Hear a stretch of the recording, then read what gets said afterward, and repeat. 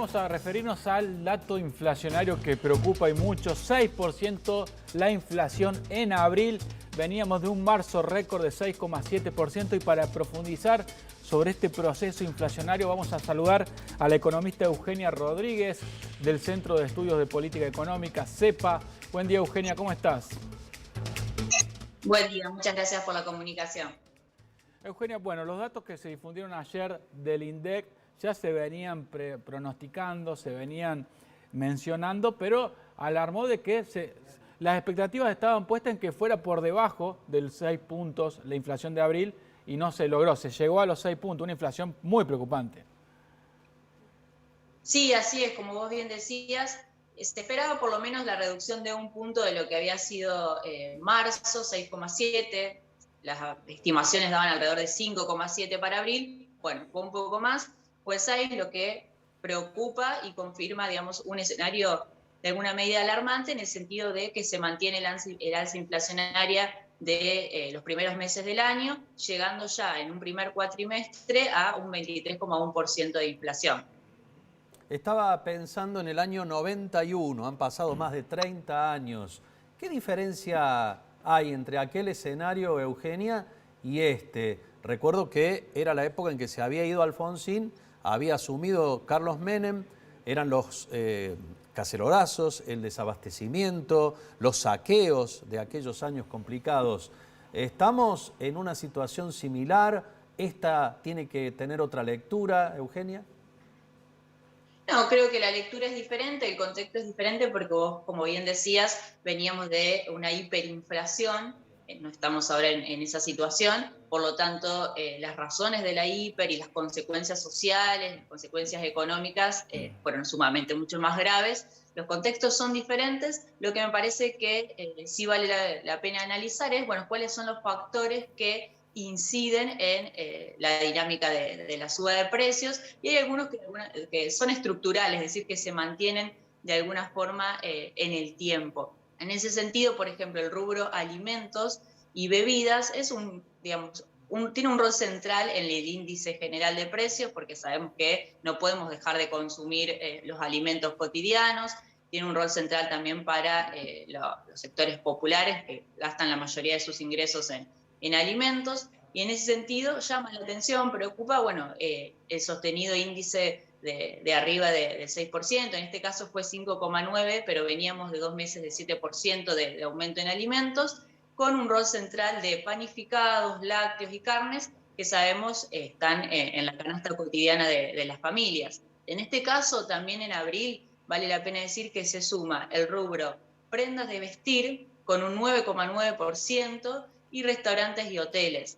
Son rubros que de manera interanual, es decir, si contamos 12 meses para atrás, llevan un incremento del 73%.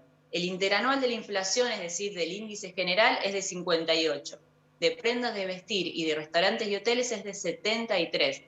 Y ahí si vamos un poquito a lo más fino, en prenda de vestir llama la atención, como decía antes, porque es un sector en donde el Estado tiene políticas concretas, por ejemplo, de protección frente a importaciones. Se ha lanzado el programa Acción Moda desde hace algunos meses, de acuerdo con empresas del sector para la venta de algunos productos con precios de referencia, y es producción nacional. Por lo tanto, habría que ver qué está explicando este incremento sostenido desde el año pasado. Y lo mismo hoteles y restaurantes, donde sí podemos ver en ese caso un, entre comillas, aprovechamiento de lo que fue el programa previaje para incentivar ¿no es cierto?, el turismo interno, que implicó una suba de precios que se viene manteniendo todos estos meses.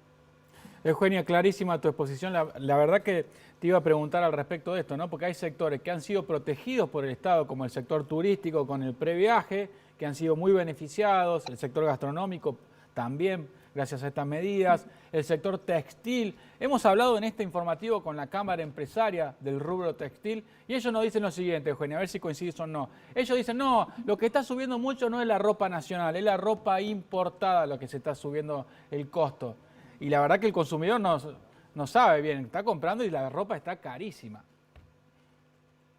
Sí, yo creo que en realidad es para ver, obviamente creo que el rol del Estado en este caso es sentarse con el sector a ver qué está pasando y si realmente hay una justificación de costos para el incremento de precios.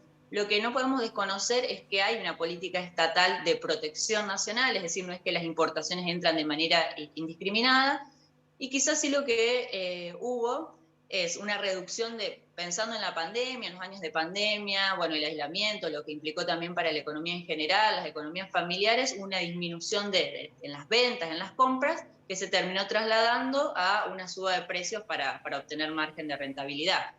Creo que resulta clave que el Estado se siente con el sector para ver qué es lo que está pasando, como decimos, con un incremento sostenido que supera el 70% ya en 12 meses. Claro, y que el Estado, además de proteger contra las importaciones al empresariado argentino, también nos proteja a nosotros, los consumidores, de los formadores de precios, que casualmente son el empresariado argentino. En este caso, bueno, estamos hablando de un rubro donde predomina así el empresariado nacional.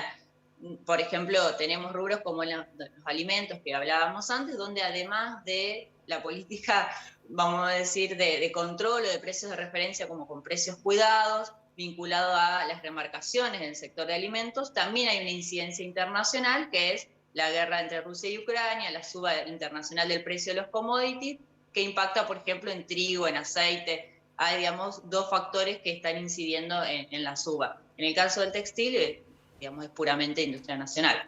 Eugenia Rodríguez, economista del Instituto CEPA de Investigación sobre Política Económica, te mandamos un abrazo grande, que tengas buen fin de. Gracias, muchas gracias por la comunicación, igual para ustedes.